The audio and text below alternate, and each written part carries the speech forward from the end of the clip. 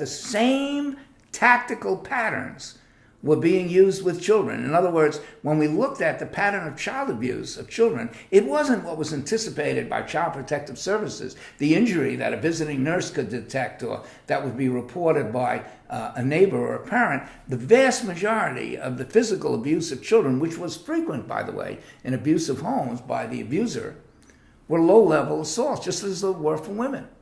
The same thing was true for sexual assaults. That is, there was sexual assault of children, some of it dramatic, but again, most of it fell on a continuum of sexual coercion, touching, inappropriate, dressing, depending on the age of the child. Boys, by the way, as well as girls, but primarily female children, were beginning to experience a range of sexual abuse, along with the violence, very much in the same ways that women were. When it came to isolation, intimidation, and some of the other elements, it was much more difficult to document this.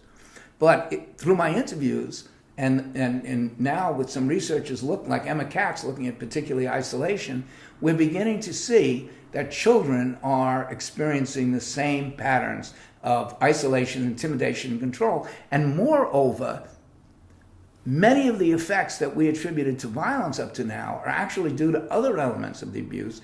And because we were only looking, because our violence model told us to look in that way, at certain kinds of outcomes, particularly those associated with trauma, we missed a whole set of outcomes. A good example would be the fact that when rigid gender roles are imposed upon children, boys and girls in a home, the same rigidity that the partner is imposing on his wife or girlfriend at home are imposed on children, the children's school performance suffers dramatically because they lack the flexibility to adapt to the requirements of complex social relationships and education, you see.